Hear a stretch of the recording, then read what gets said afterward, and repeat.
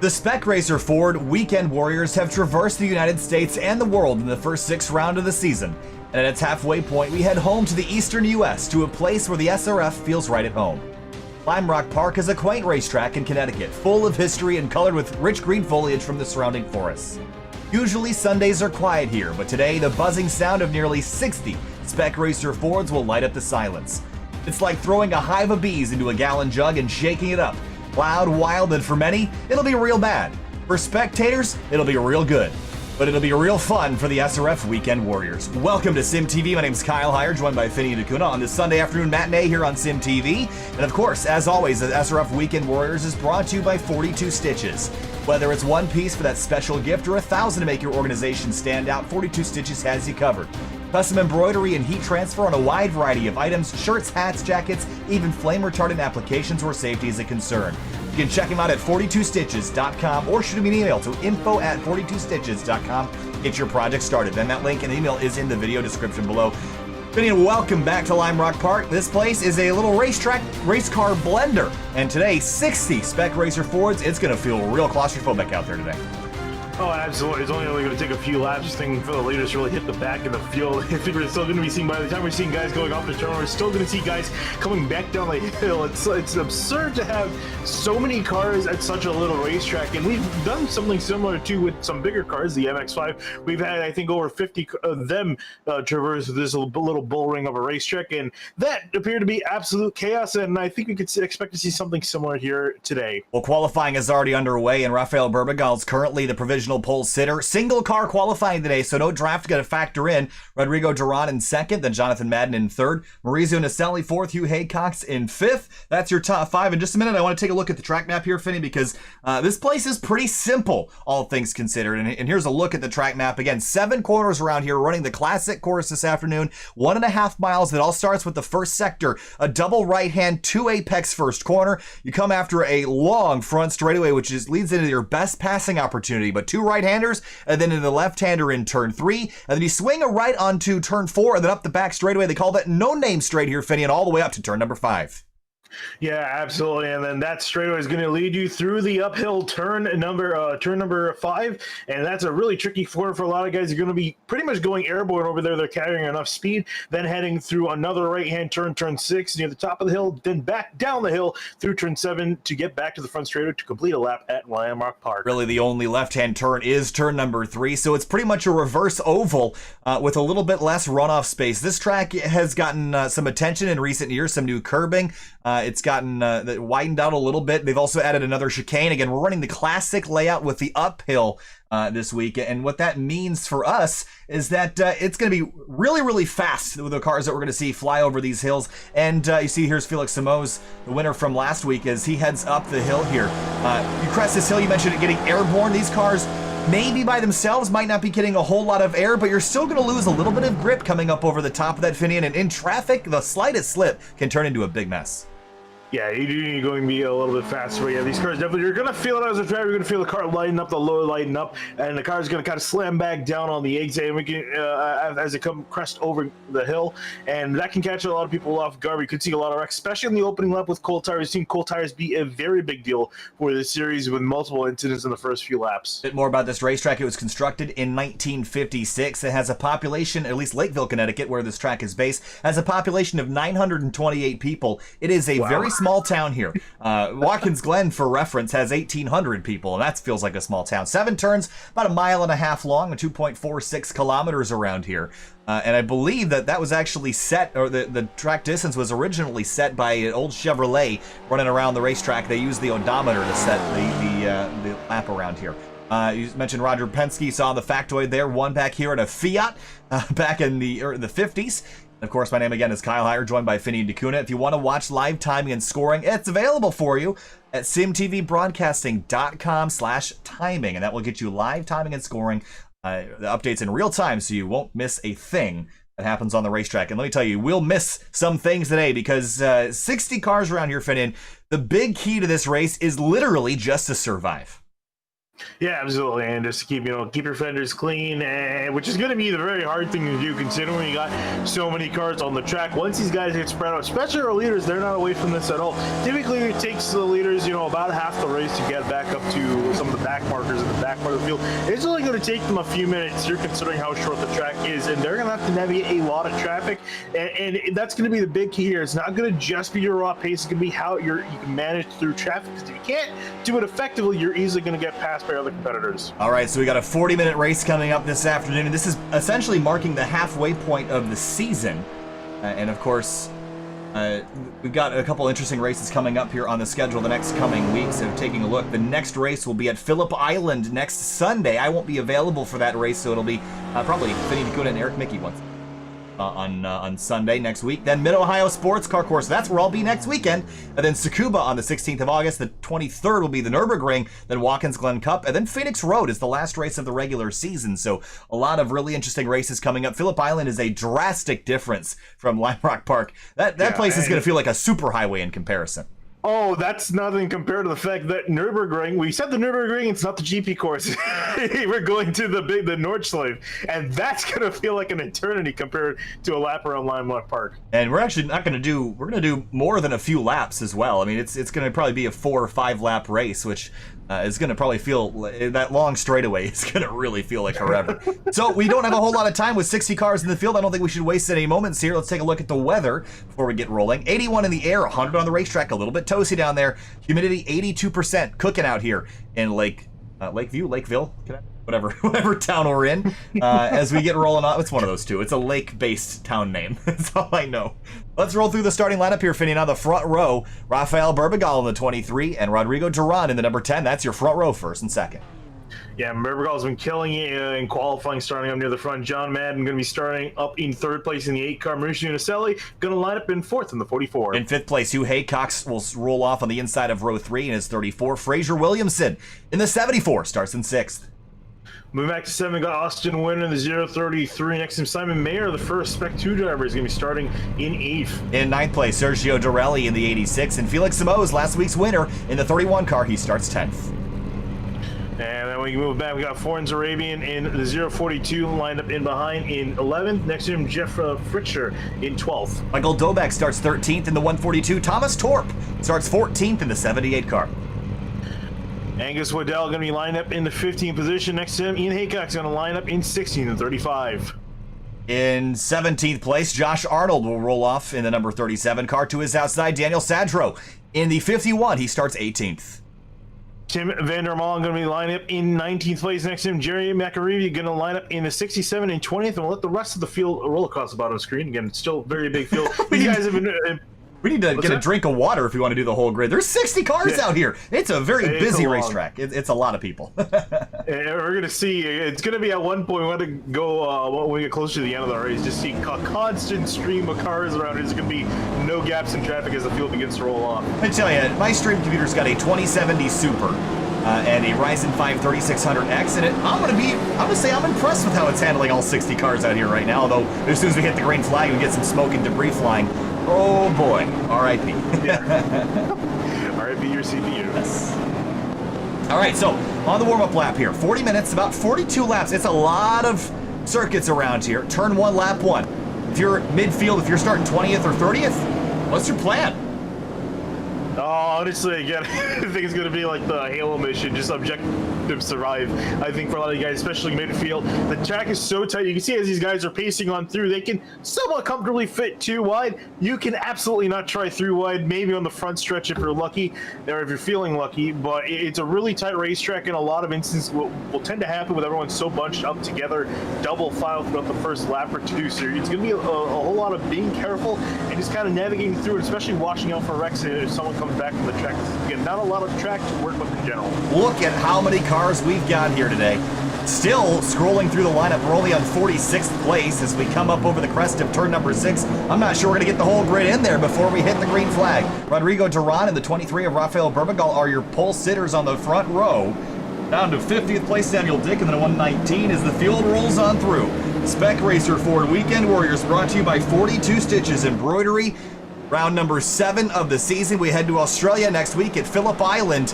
Already some of the fields stacked up in the background. Green flag flies and we're racing from Lime Rock Park.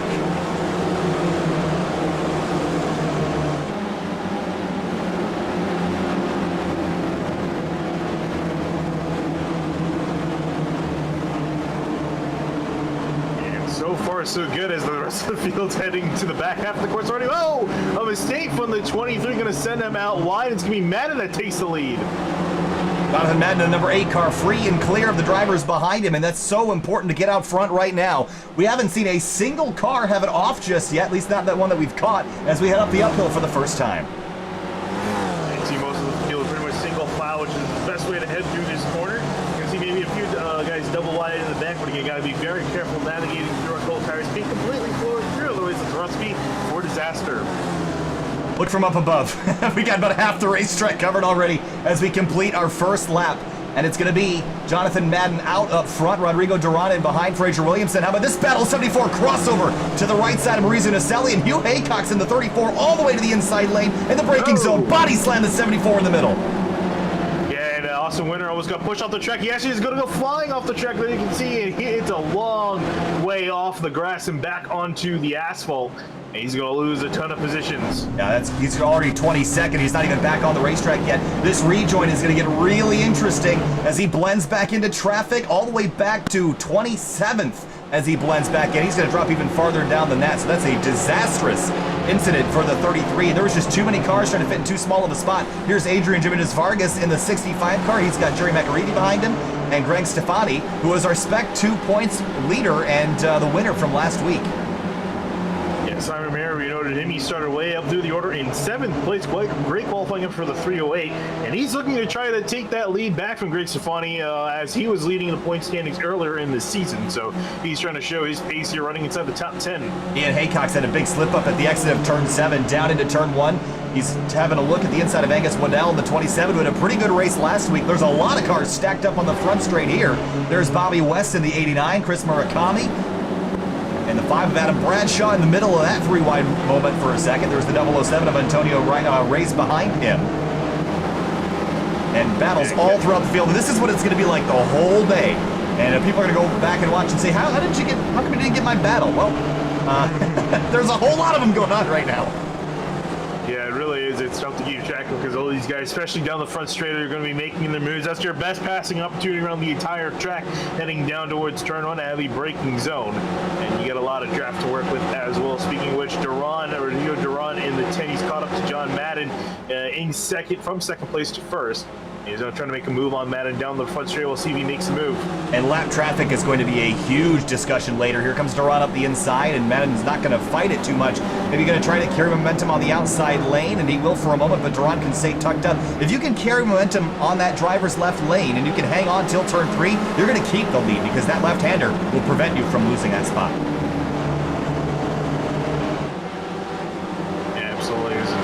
Look at where the rest of the field is at. Still got guys going down the front straightaway here. So already half the field covered. You see the 99 limping into pit road to Emil Orza. Yes, some damage on that car. Not sure where he got it from. I haven't seen anybody crash yet.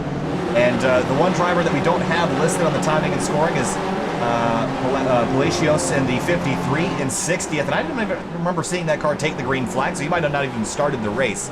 So I'm not sure if we've actually even had any incidents yet. Oh no, trouble in front of the about 20th, 40th spot here. His car spun around. It's the 108 of Dominique Bureau. He's going to pull safely onto the chicane section. Go back and have a brief look at what caused this. It was to the outside of the 205. I think that's Razki. Oh, he just caught the grass on corner entry and looped it. And just got tagged there by one car, but I'm amazed we didn't wad up more cars than that. Yeah, great heads up driving by everyone heading up through that uphill section. If they're not careful, you typically want to stick tight to that apex there, and everyone is able to avoid calamity. Streaming onto the back straightaway now, and been pretty calm so far. I gotta say, the field's doing a great job. Yeah, it's going to be calm now. Again, once they start kind of looping back in on each other with the leaders getting through traffic, that's where it's going to get really tricky, because it's kind of hard in general to pass for some of these guys through for a normal fight for position. Getting through the lap cars is going to be a whole different story, and I think it's going to lead to a lot of frustration between other drivers. Look at that. Look, that's a beautiful sight. Although I don't even know how many cars you can legally have on Lime Rock Park. Again, I work with Red Life Touring Cup, and they're allowed, I think, 55 at Gingerman Raceway, which is about double the size of this in terms of the lap distance. So 60 cars on Lime Rock is a really impressive feat, and not only to have them here, but also to not wad up half the field on the opening laps is very impressive. Here's Felix Simoes, Sergio Dorelli, and Florence Arabia in 7th through 9th. Battle themselves, but Felix Simoes has been on an absolute tear in this series as of late. Won the last 2 weeks, trying to make it 3 in a row if he can get it done to this afternoon. And currently running in 7th, trying to catch up to the lead pack that kind of formed the second pack, a little bit of separation. Yeah, it's about 1.3 seconds up to Fraser Williamson in 6th place in the 74 car. The slipstream is very effective in this car on this front straightaway, and really the only safe place to pass is down into turn number 1. You can make it happen other places, but you better have a big run coming and have a lot of overlap before the corner. Yeah, absolutely. And looking at, speaking of Fraser Williamson, this seems to be his first start in the series. I feel like I've seen this name around. Is he not in the points? No, I don't see him in the points, actually he might be here. I recognize that name from somewhere else. It could have been from the SCCA Esports Super Tour, but I definitely have recognized this name from something on SYM TV in the past. Yeah, he's not listed in the point standings. This is his first start in this series, but running really well. Out of the UK, but maybe I didn't see him I have seen him before, and someone's going to tell me later where I've seen him, but he's been around. Actually, it sounds familiar as well. I don't know if he popped up in something with the SCCA, the Washington region. Yeah, maybe it's the DC region. I thought it could have been the SCCA official series, but that's locked to SCCA members. I don't know why you'd be an SCCA member if you're from the UK. Maybe, I don't know. I don't know. There's a lot of very legitimate reasons why someone from England could be in the SCCA, but either way. Angus Waddell on the 27. He had a pretty solid run last week at, where were we last week? Belgian track, Zolder. I knew it was a C track. Oh, 308! 308 going around. Simon Mayer. And his woes this season just going to continue on. As he's actually able to get the car back in the right direction. Going to jump all the way back to 25th after a really solid run. Was there a touch there? I wonder if he just got loose on the off-throttle oversteer, or was there contact from the 27? Oh, yeah, I don't know. Did they touch? If it was the slightest little bit. Oh, yeah. There was a bit of a touch, and it was enough to upset the car. Oh, right there, yep. And he locked up the tires and looped it around. Again, all I've seen is single car incidents so far, and we're 8 minutes in, and the hardest part is over. Now the question becomes, how do you get through traffic? Yeah, the big part of traffic is now they're heading onto the back straightaway now, so they're getting closer and closer. Jonathan Madden, the 8 car, has led 8 laps so far, and he was really good last week at Zolder as well. He seems like he's sort of hitting his stride in the mid-season. I wouldn't be surprised to see him take home a victory here soon. Actually, speaking of Zolder, on Willie Zolder itself, we're missing a notable driver. Where is David Gaspers? David Gaspers doesn't appear to be here today. And I'm not sure if... Oh, car upside down. Sorry, gotta cut you off. David Jarvis on his lid. Other driver out of the UK, and I wonder if this was a multi-car incident. He was following it was the 119 car, and he just gets loose into turn 7. Gonna back it up and hit the wall here, and that's what's going to roll it over. Yeah, he just clipped the grass when he's coming down the hill, tried to swing out a little bit too much, got the back wheels in the grass, and around he went.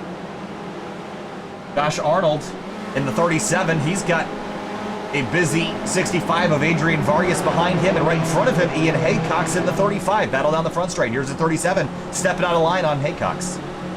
Yeah, Vargas is pretty well rode Atlanta. Haven't really seen a whole lot out of him since. He's been kind of running in the midfield, but he's trying to get past these two guys up ahead of him. Nowhere for him to go as you see the 37 of Arnold throw it up the inside, gets past Haycock. So does Vargas. He's trying to do 2 for 1 through turns 1 and 2. And getting really condensed down here. The 65 and 37 almost touched through turn number 3. Then you're going to cross yourself over into turn 4. Nose to tail they run as they come onto the no-name straight.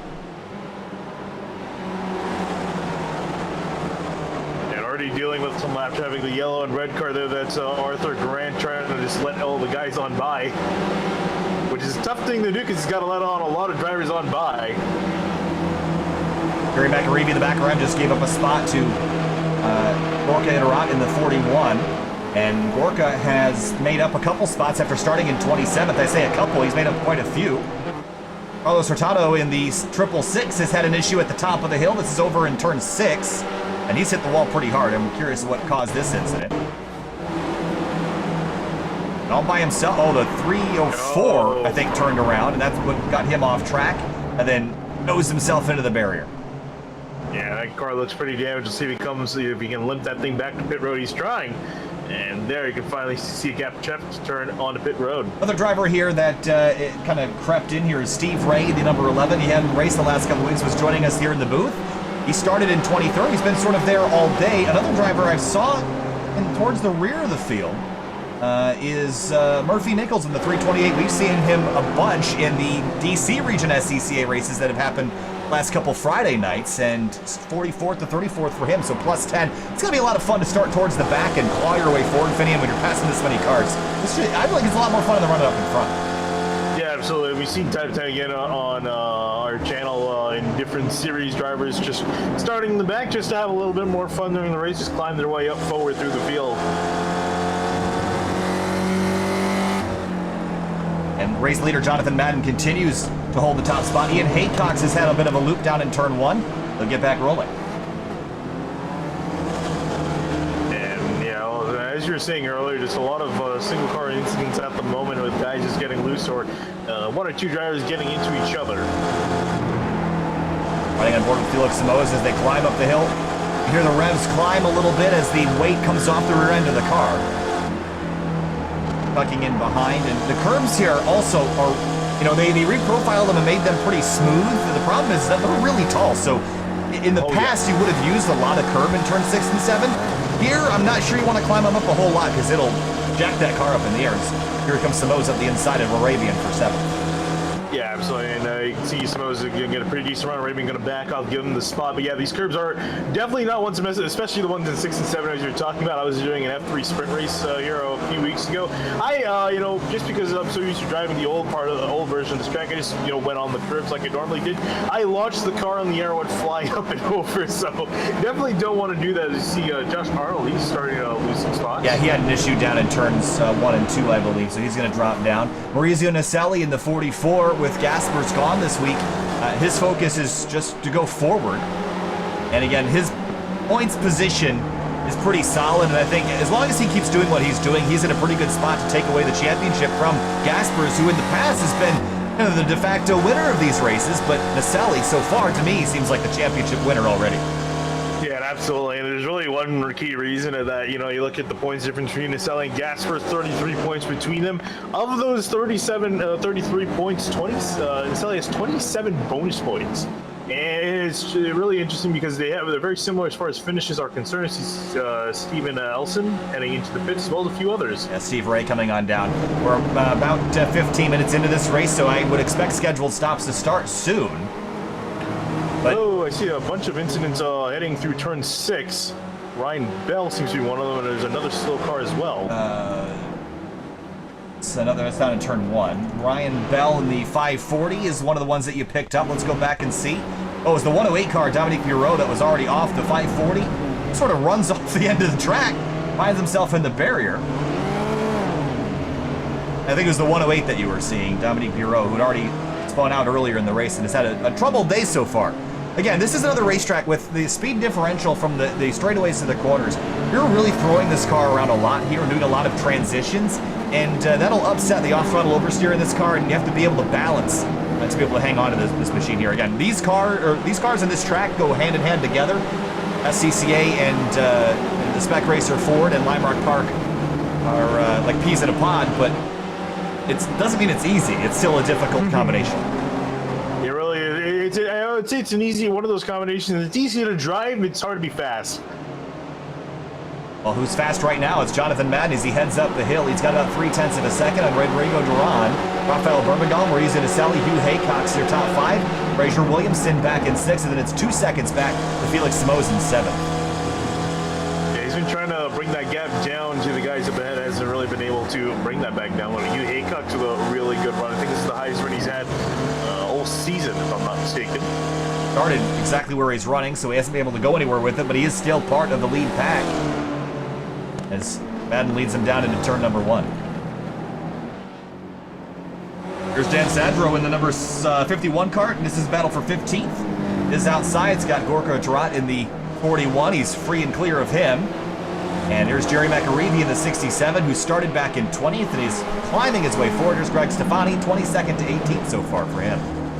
Yeah, not a whole lot moving forward for Greg Stefani, but he's just kind of, I think, more concerned with just keeping the Spec 2 championship lead. And again, a reminder for that, all drivers with a number higher than 200 are Spec 2 drivers. Drivers with less than 3,000 iron. Everyone that has a number lower than 200 is over 3,000 iron. So it's a very skilled field, which is, again, I think part of the reason why we're seeing very few incidents. A lot of skillful drivers here on Lime Rock. This would never happen in an official race, let's be clear. No. Jeff Fischer, actually, as we mentioned Spec 2, he's actually the Spec 2 race leader right now, back in 13th place overall. Pretty good day for him. See the background, the 41 and 50. Whoa, big slide on the brakes. And Gorka always in the wall on the pit entry. Oh, Gorka was having such a good run. And into the wall on the pit road entry. And this is not an easy one to get to because of where it's located. You're kind of, the momentum's carrying you to the outside of the corner. And he's going to dive off for the pit lane. Oh, he gets hit from behind from Jerry McAreevy. I don't even know if he was intending to go to pit lane. No, I think he was intending to go to pit lane because he did hit on the brakes in front of McAreevy. However, because he didn't, you see, there's that dotted line, which is kind of where you want to go into to kind of show that you're committing to pit road. I think McAreevy thought that he was just kind of defending down the straight and wasn't expecting him to go to pit road. Yeah, well, let's look from up high above again. Again, McAreevy on the racing surface. Did the 41 get far enough down there? I don't think he was. The blend line was already dotted there, Finney, and if he wanted to commit to pit road, he should have been farther to the right. So I got to put that on Gorka there, but McAreevy going to deal with a lot of damage on the nose of that car, and that's going to hurt him severely on the straightaways. Yeah, absolutely. I wouldn't be surprised if we don't see him decide to make a trip down a pit road quickly to fix that car, because these guys got a fast spare to use, and very useful to fix your damage early on. Goes Emil Orza off the racetrack in turn 1, just trying to stay out of the way. But he'll sort of end up sacrificing himself again. Josh Arnold's in the pit lane. There's Ian Haycock's in the 35. But up front, Jonathan Madden has been the dominant force of the day. Is Duran or Berbagal in a better position than Madden, or do you think Madden's the quickest of the 3? It's kind of tough to tell because none of you guys have really made a true, honest attempt, I think, to pass. We saw Duran a little earlier. He made a bit of an attempt. Has been kind of sitting nicely in second place for a while. So, I don't know. I have to see. I would think that these guys have a pretty decent chance of getting a run. The track's pretty effective down the main straight. So, they got the tools to work with. Let's see if they can actually get it done here in the second half once it starts to step up. When we did see it step up in not attrition, in aggression here as a few cars spun off in turn 1. Trying to catch what cars those were. David Heddle in the 818. Name that we haven't seen before. Spec 2 driver started 56th, was up into 51st at the time of this accident. Let's have a look at how he just got loose. Was way out wide on corner entry. Just kind of spun off to the inside all by himself. That's Simon Merritt you see right there going off to the grass as well, so he also is just not having a good day at all. Simon Mayer has had a lot of bad luck, but the problem is that you're going to need to have better luck. Somebody's got to go, I don't know, rub a rabbit foot or whatever you got to do to get yourself some better luck, because you're not going to win a championship with what he's had going on lately, especially when the 750, well, you see a big jump there by Hugh Haycock. The 750 Rex Stefani's had pretty flawless, seamless races. finishing in the mid-teens to the 20s, and Spec 2 leader. That's how you're going to get it done, is just by being consistent. Yeah, absolutely. As you see, a lot of the guys now starting to hit pit road, I would say. I was going to say almost half the field's come down, but still we're waiting on quite a few drivers to finally make a trip on down pit road. About halfway through this race when we come back to the line, so I'd expect a whole lot more to come on down. There's Adam Bradshaw, Thomas Renders into turn 1. Renders clear of the 5. That's for 20th.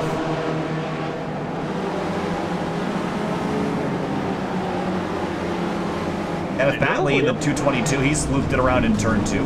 No damage to that car. He'll get back rolling. Yeah, again, more single car spins. And normally I was looking up ahead, and the fact that Naselli has actually lost touch with our top 3. So, you know, it's top 3 breakaway. You can see the gap between himself and then our 3 leaders up ahead. A little bit surprised by this, but it could have been traffic that had something to do with this as well. But I do think you're going to need to be in that front group. As soon as you lose touch, I think they're gone, Finney. And it's going to be so hard to make up time, especially with any kind of traffic that we have. I think if you lost that draft, it's gone for good. Yeah, they were navigating past the lap corner. That's what I was talking about. It's that traffic management. He got held up by actually with Simon Mayer that he's trying to get around through the uphill and just lost a ton of time heading through there, and that cost him a lot. And you see the gap now form. So he's just got to get his head down and try to drive back up, which I think if anyone can do it, I think it's definitely Naselli. He's got a lot of pace in that 44. Leaders head up the hill in turn number 5 and expecting pit stops here very shortly as we are officially at the halfway point of this race. Yeah, I'm really interested in seeing how these guys come down. If they're going to come down in groups or they're just going to come down one by one. Looks like anybody from the lead group is going to bite this time through. I wonder if Naselli will pull off. He will not. I think they're probably going to mirror what the front pack does. Although I would sort of want to pit once I know I'm not going to come back out into traffic, and they might want to wait till later in the run here. Yeah, it's a hard thing to tell. I mean, if any of these guys have spotters that can have them work Oh, 31 of Samos, he's around! And contact with the 86 of Sergio Dorelli. They'll get back rolling. They straighten each other out now. A bit more of a touch at the exit of turn 2, but last week's winner, trouble in turn 1. Yeah, not sure what on earth happened there. Oh, it was Samos that got loose first. Yeah, he just crashed all on his own. You see the 641 has beached himself. That's Thomas Renders on the pit wall. And this is a big crash at the exit of turn number 7. I have a feeling that this was another pit road accident. Let's have a look. Oh no, there was already cars slow, and 01 went diving for the pit lane, just unsight. Yeah, that was on the 01 there. I don't think pulling across the racetrack blindly is the greatest move ever, but yeah, and nowhere that Thomas Renders could have gone. Oh, Hugh Haycox is off in the final corner.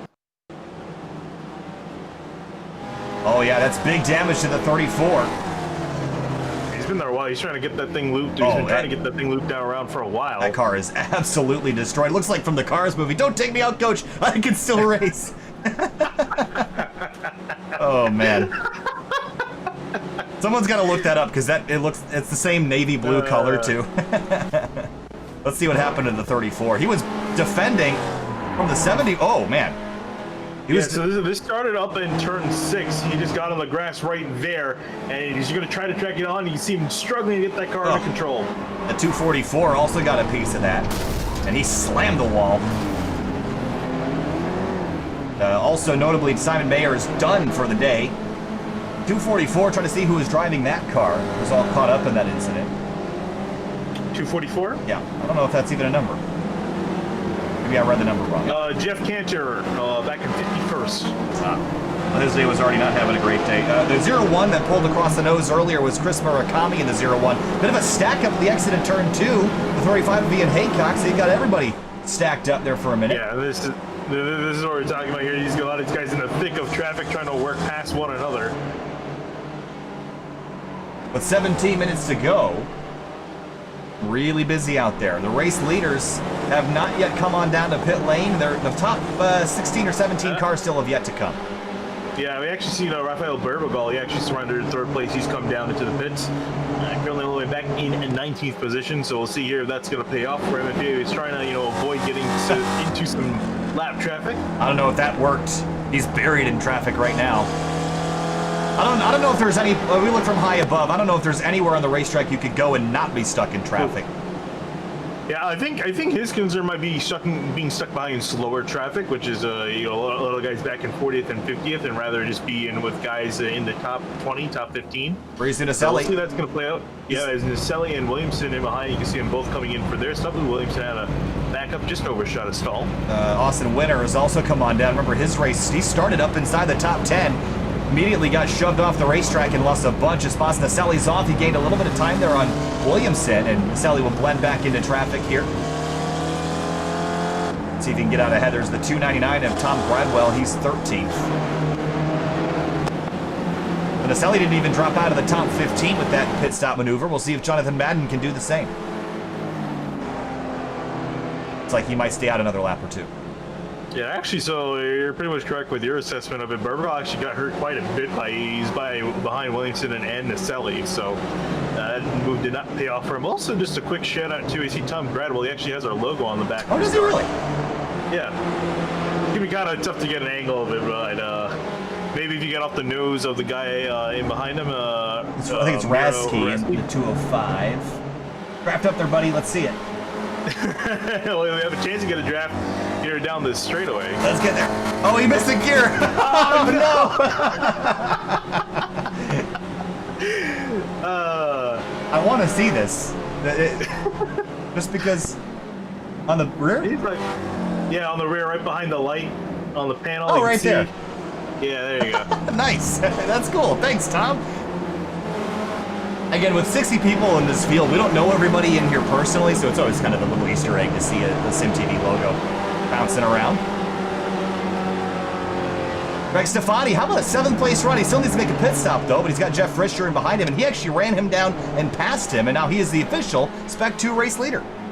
Yeah, this is what we're talking about too. As far as the Spec 2 race, it's currently between Stefani, Mayer, and Rasky. Those are the top 3 in the Spec 2 standings. But Stefani's been having some really good, solid top 20 finishes the last few weeks, and that's really been getting him a lot of points. Compared to Mayer, who's been struggling a lot more in the last few weeks. So he's looking to be another good finish for the 750. Up the hill, the race leaders come on through about 15 minutes, a little bit less than that, 14 minutes to go in the 7th round of the season. Phillip Island next Sunday afternoon. Next race right here on SYM TV will be Tuesday night, 9 p.m. It'll be Fuel Mission 22 Premier Series action from Kentucky Speedway at 9 o'clock, Xfinity Series race cars. But the Sundays I've been blown away by the talent level of this group. I know the last week there was a couple wrecks here and there, but this week I have been shocked at how clean this has been. We've only seen 2 or 3 multi-car accidents, and they've all been 3 cars or less. Yeah, again, it's really just showing you again the skill ceiling. The fact that Spec 1, which is the majority of the field, I'm pretty sure, or if not, definitely half of the field, are all drivers of iRating over 3,000. Yeah, the race leader, John Madden, has a iRating of 7696, which I think, looking down the order, I wonder if that's the highest in the field. I think it is. Looks like it is. Well. 7677, which is just about 20 under. That's Maurizio Naselli. So the highest iRating in the field is the race leader, John Madden.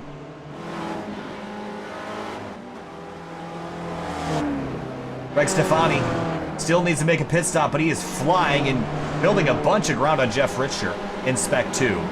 Although the Spec 1 battle is going to be really interesting. I do think that Jonathan Madden and Rodrigo Duran waiting this long is going to be a positive for them because they have not had to deal with nearly as much traffic as the guys behind him. But Naselli's got some clear track as well, although I will say the last lap he ran was 3/10 slower than the race leaders.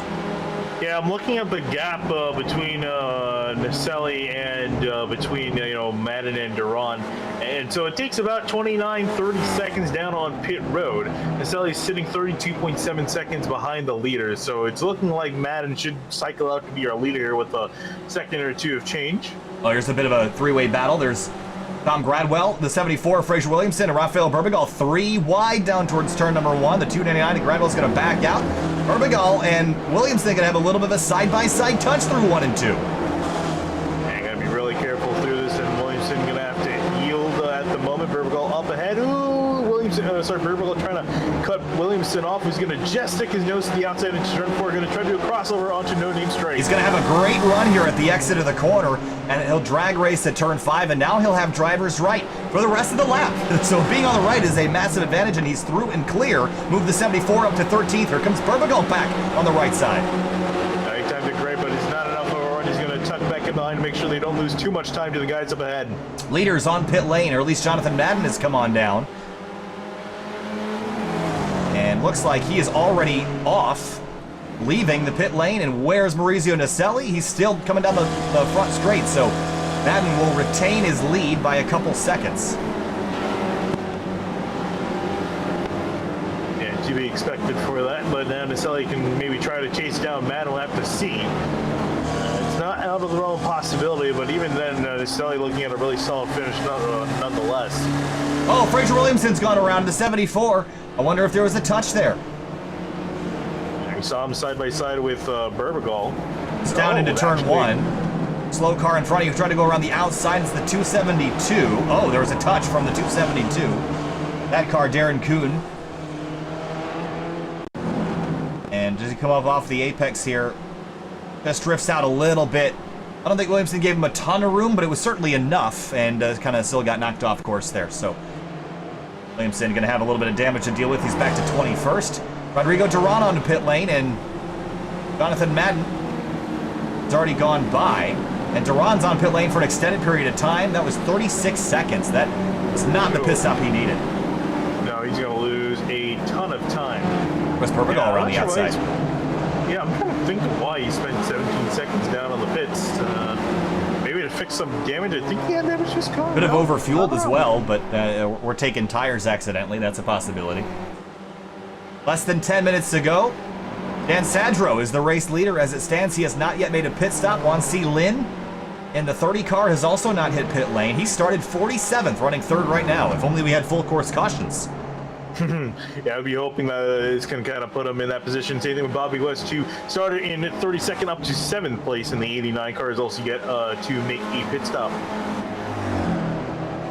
Final corner as they come on through. They're going to stay out yet again. About 9.5 minutes left to go. Jonathan Madden, has led the vast majority of this race. It really hasn't even been close. I would have thought we would have seen a bit more on Naselli, but again, I think he's found his niche in grabbing points from staying clean the entire race, Vinny, and maybe that's the strategy. You don't need to win the race if you're going to run that clean. Yeah, we were talking about, again, the bonus points. A lot of those bonus points are from having a clean race, having 0 incidents. There's also another one as well where you even get more bonus points if you're within inside, I think, the top 10. So you get 5 bonus points for just having a completely clean race. That means 0 incidents, no off tracks, no car context, 0 of that. And he's had that the first, I think, 5 rounds he's gotten those bonus points. So that's 5 bonus points every single round. And that's where I think Gaster's been struggling, is the fact that Naselli's just been having clean racing, except for last week at Zoller. That's, I think, the first time he got incidents all season for Naselli. As you see 3 wide down to turn 1, that's going to cause trouble for the 13 car. He's going to loop it around. That was right in the middle of turn number 1. That was Yannick Chauvin in the 13. Was there a touch there? I think he was already loose. He got on the curb on the entry into turn 1, and look at everyone else avoid. Great skill by everyone to avoid that incident. I got on the curb and just upset the car. There's Aaron Vogel just squeezing by on the inside lane. A bit of a stack up. Look at Murphy Nichols squeezing by. Speaking of Murphy Nichols, where has he ended up? He's back in 45th, lap down, so he must have had an issue, but had a good run going earlier in the race. So it looks like our race leader, Dan Sadro, has come on down. He's cycled back out to 8th place. Jonathan Madden retakes the lead, and he has a 4.9 second gap over Maurizio Naselli. Yeah, it's looking pretty cut and dry at this point with 7 minutes remaining. As far as pace is concerned, that being said, you still have to drive around the track, and considering we're seeing more and more lap traffic getting involved with the leaders, it's not over yet. Madden has to make sure he gets past everyone in a clean fashion to keep Naselli in behind. Otherwise, if he makes a mistake, goes flying off the track, it's easy to go back to 44.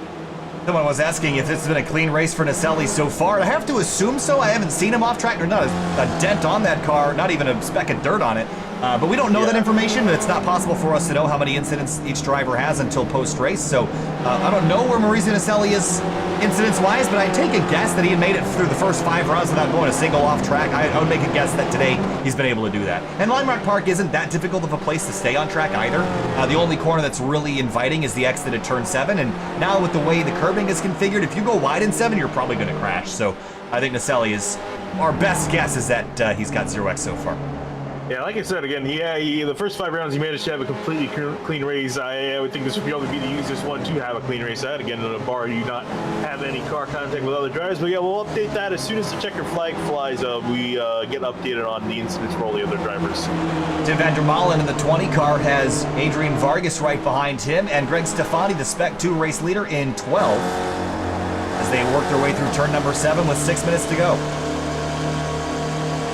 Down the straightaway there, you see him with Vargas making the move down to the inside. A few drivers in behind, also getting a slipstream, trying to look at making a move, but Vargas is going to throw it up the inside of van der Molen and going to get the spot. There's Steven Elson in the 56 is the navy blue car at the back of that shot. Jerry Macarini's gotten his car repaired, runs 14th as it stands. He gets a little bit off track at the exit of turn 2.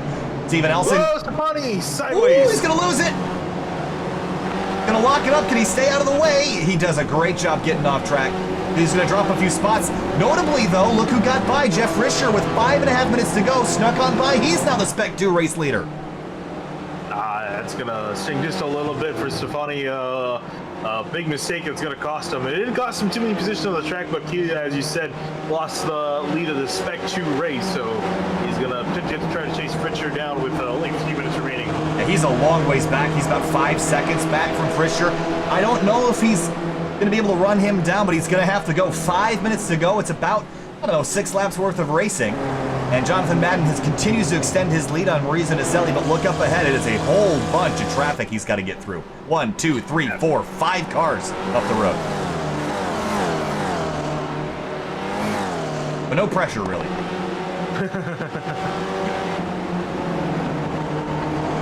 It's funny that Jonathan Madden's leading this race. He's got more space than everybody else does. He's got his own little private zip code car off in front of him.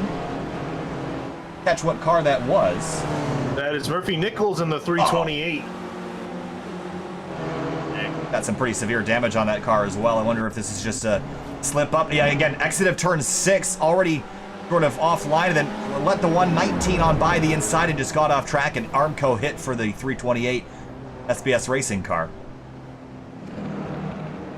And we'll see if he can limp that back. He's already back in 46. Not really the day that he was looking for. No, he's actually currently under Rob Sullivan. He's currently the last car running on the track, so he's just kind of looking around hoping to bring that thing back. Same thing, another damage. Wow, that car you know that really can do that? I've never seen a Spec Racer 4 iRacing look like that. Must be part of the new damage model. Again, how they kind of have been creeping in the parts where now tires can come off even though they're not visible. Wow, look how detailed the back of that car is. It's actually kind of impressive the engine detail they put in there. Well, let's get a good look at it off the back of John Johnson's car. That is really nice. We'll probably see that in 2026, but Andres Bertoni doing a good job making his way through the field with that damage. And he started the race in 60th, dead last. He's up to 28th. That's plus 30. In any other field, that would have been last to first. Yeah, that's a really solid job. He's still fighting with guys for position. He's fighting with John Johnson next to him in the 72 for 27th place at the moment. So he's still fighting, considering how damaged the car is. And there's John Madden throwing up the inside. And Madden, creeping his way through, hasn't even lost a tenth of a second in Naselli this whole time. Greg Stefani continues to be trapped behind Sergio Dorelli, and Jeff Rischer has actually put some gap on him. So Jeff Rischer, has he won a race yet this season in Spec 2? No, he's, I'm not sure. We don't get the info on that, but he's very far back in the points. Hasn't made too many starts in comparison to Stefani. Probably safe to say probably not then. This will be a first for him here tonight with 2.5 minutes to go. The next closest car to him is Greg Stefani. Then it's Tom Bradwell, who'd be on podium in the 299 car. Then Aaron Vogel in the 247 back in 28th. Brian Short in 29th will be the next car in Spec 2. The vast majority of cars in the Spec 1 class. There's Austin Winter, won by the 41, and Winter's actually recovered quite nicely. Back to where he started. I did see a car stopped in turn 1. I think it was orange, and I think it was Rasky in the 205. No, maybe not. Huh. Almost stopped over there. Didn't get a good look at... it was Nichols. Oh, Nichols again. So Austin Winter with all the... He got put back to about 25th spot. And here he is back where he started. That's a really impressive drive back forward. I can't imagine that he's going to be just kicking out just a little bit of what could have been, because again, he's had so much pace. It's not really the consistency in the 033, but still, like you're saying, very solid recovery nonetheless. Yeah, I don't really know how much of it was his fault either. He was on the outside of a 3-wide move and just sort of got knocked off course. I mean, maybe he could have kept it on. Big defensive move by Felix Simoes on Fords Arabian here as they head down towards turn 1. Arabian right there into the braking zone underneath the 240. Going to get really tight as they approach lap traffic. And Simoes going to go the long way around the 204. That car being driven by Matt Filipovich. Lawrence Arabian goes on by as well. So Felix Simoes back to 5th. Remember, he spun out earlier as well. A lot of great recoveries today, and not a whole lot of drama throughout the field, which is a good thing. Yeah, I'm actually kind of surprised, again, I guess knock on wood with the minute we have remaining in the session, that we haven't seen a giant wreck involving multiple cars, but so far so good. You can imagine we will keep this up here for the last 2 laps. Well, this actually should be white flag this time through 45 seconds left. White flag for John Madden as he comes across the start-finish line. He has led almost every lap of this race, 37 of the 40 that we've completed. Been a dominant run for him. Felix Simoes still got Fords Arabian in behind him and still traffic in front. Yeah, we'll see here. We can try to make a move not to get by, and looks like he can't quite get there by turn 1. Fraser Williamson, I think we've had an issue in turn 7. Where's our race leader? Looks like Steve Ray might have been involved. Where's John Madden? Oh man, it's okay. You know, I need to keep my mouth shut because there are a few guys involved in this one. The Madden might have picked up some nose damage at some point. A little bit of a spot on that left front. He's had a dent. But for John Madden, what a drive. He had a good run last week at Zolder, but this time from green flag, he's done it. It was checkers or wreckers at Lime Rock, and Madden chose checkers. He wins at Lime Rock Park, round 7 of the Spec Racer Ford Weekend Warriors, brought to you by 42 Stitches. Maurizio Naselli, a perfect race for him. 2nd place in the 44. Rafael Berbigal and Rodrigo Duran, they're going to come on through 3rd and 4th. Felix Simoes in 5th. Drag racing, Fords Arabian, he's there 1st. 5th place goes to the 31 car. Then Austin Winter, 7th. Gorka Turat, 8th. Sadro, 9th. And Adrian Jimenez Vargas back in 10th. Some more battles going on deeper in the field. There's the 67 of Macarivi and Tim van der Molen coming to the line. That's for 12th. Macarivi's got it. For Steve Ray, trouble on the final lap for him down in turn 7. Yeah, we should probably take a look at that. There's actually quite a few cars involved in it. And again, as I was talking about it, I was going to say that hopefully we didn't see an incident with multiple cars involved, but it was a pretty nasty incident heading down that final corner. Who was the other car involved? Was it the 74? I think it was. Hang on, let me see if I can take a look at that. I think it was the 74 of Fraser Williamson that was also involved in that. Yes. Let's go back and have a look here. Right in front of the 86. This is coming to the white flag for this group. Oh, he's going to get loose coming down the hill. Oh, wow, what the heck? Yeah, that was a Steve Ray in the middle of the track because he had some trouble in turn 6. Wow. Oh, he was already off before then. And kind of came, so he was already, right over the crest. Oh, that's a horrible spot. Oh my goodness. Yeah. Wow, that's a really bad spot to have that sort of thing happen. Because, again, they're coming over the crest, and the 74 is going to come over this completely unsighted. He will not be able to see the 11 until it's far too late. Tried to miss it, couldn't.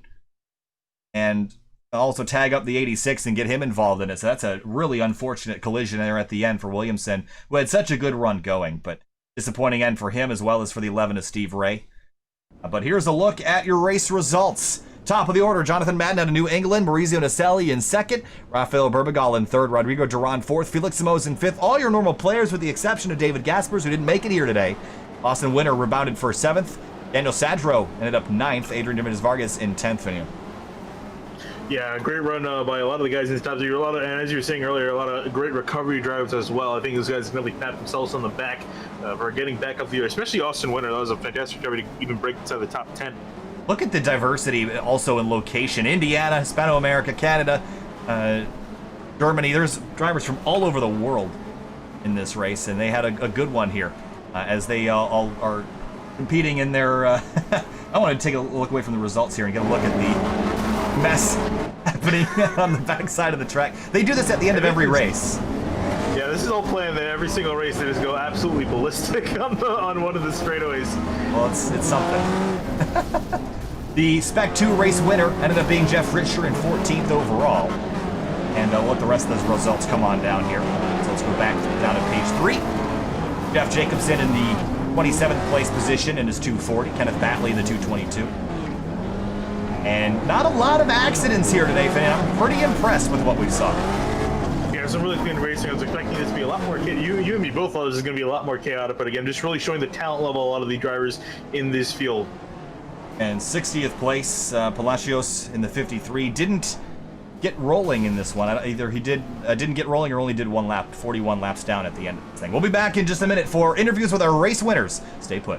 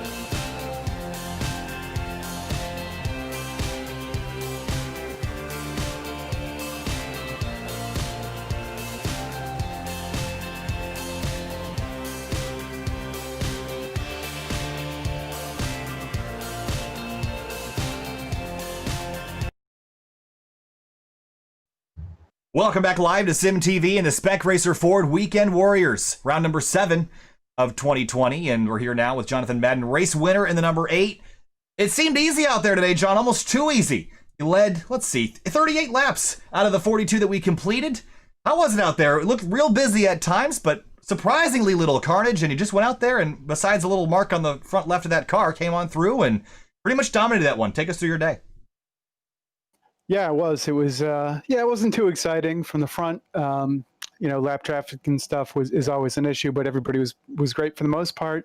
I got Rafa on turn 2 on lap 1, and I really want to apologize to him. I really didn't mean to get into him, and it essentially just sort of ended the race right there. So my bad on that one. And from there, Rodrigo had a look maybe on lap 3 or 4 or something like that, but I was able to cover him. And pretty much that was that. And I just went to the pit stop and I came back out and there was nobody around, so just cruised home. Well, next week we head to a totally different racetrack, Phillip Island, which is the exact polar opposite of the blender that is Lime Rock Park. Your thoughts on that? Is that more difficult to win there because there's more passing opportunity and more straightaway, or is it more tricky to win here because you're having to deal with the lap traffic? Yeah, it's a tough call. Phillip Island is a lot of fun in this car. It's a huge track, but this car does pretty well there. It's really racy. Yeah, and it's a drag to the finish. So you either take a drag to the finish or you lead every lap. It's take your pick, but I'm looking forward to it. It should be fun. Hey, John, thanks for talking to us. Congratulations on grabbing this one here around number 7. We'll see you next week at Phillip Island. See you then. Take care. See ya. All right, Phil, let's kind of debrief this race here at Lime Rock. We had 60 drivers enter this race, and we didn't have one massive wreck. Again, I think our biggest wreck was 3 cars. Yeah, it was the biggest wreck we saw was a wreck right there at the end, coming to the checkered flag. So all things considered, these guys did a fantastic job all around for these drivers. Some great recovery drivers we were talking about as well. And up in general, too, very clean racing, which is the big thing, too, considering how tight this racetrack is. Very, very impressive. Next week, we head to Phillip Island. That's going to be a totally different race than what we saw here today. Then after that, we head to Mid-Ohio Sports Car Course. That's kind of a return to a little bit of normal. We actually, our first race ever broadcasting for this group was actually at Mid-Ohio Sports Car Course earlier this year. So kind of return to home. I'll actually be there in person next week for Grid Life Midsummer Meet. So I'll be doing some commentary on Grid Life Touring Cup. That'll be all available for free on YouTube next Saturday and Sunday on the Grid Life official YouTube channel. We'll be streaming live Grid Life Touring Cup action. It's a brand new grassroots level series. that bases everything on power to weight. So if you want to watch some incredible sports car racing with Miatas, Corvettes, Civics, and everything else in between, make sure you tune in to Grid Life's YouTube channel this Saturday and Sunday. Watch commentary from SYM TV on Grid Life Touring Cup. That's going to do it for us this afternoon. We'll see you next week at Phillip Island Sports Car Course. My name is Kyle Heyer, joined by Finian DeCuna. Thanks for watching. We'll see you next week.